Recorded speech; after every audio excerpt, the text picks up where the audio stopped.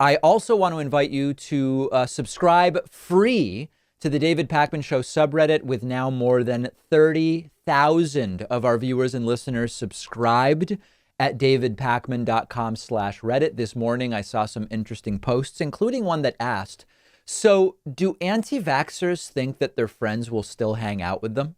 One of the easiest steps you can take to reduce COVID risk is to not see anti-vax people that you might know. Even though I am now vaccinated and fairly comfortable returning to more normal activities, I will definitely avoid anyone that is anti-vax, says this viewer. Do anti-vaxxers think people won't avoid them? We have been avoiding risky activities for a year, so do they think people will just start hanging out with them again? Maybe friends deciding not to see anti-vaxxers will nudge them towards getting the vaccine. I think there will be that to a degree. I think it depends on what part of the country you're in.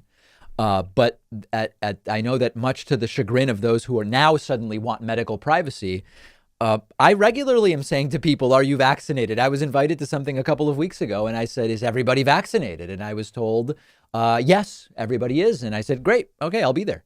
And when I was invited to a different thing 3 weeks ago and I was told, well, you know, of the 4 couples, 2 are not vaccinated.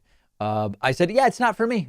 I'm not doing indoor stuff with unvaccinated people right now. It just doesn't really make sense, even though I am vaccinated. Outdoor I will do. I think that will be an issue. And I think that's a really good thing if it influences more people into getting vaccinated, for sure. Another user says the party of free speech looks to cancel Liz Cheney for speaking against Trump. Yeah, I'm glad that this is being exposed, the incredible double standard on cancellation and free speech. The side that has been claiming to be all about free speech and claiming to be all about not canceling people is now trying to cancel Liz Cheney. They're trying to get her removed from her leadership posts. They're trying to get her off of committees. They want her primaried and removed because she had the audacity to think for herself on impeachment. And she had the audacity to say what should be really uncontroversial, which is, hey, Joe Biden won and the election wasn't rigged. And of course, it's much of this free speech for us, but not for you, except it depends unless you disagree. But if we like it, then of course we'll defend it. It's always been a pathetic hypocrisy. It should be pointed out. And the Liz Cheney cancellation attempts are only the latest example. And then lastly, a user claiming that Tucker Carlson inspired assaults have started.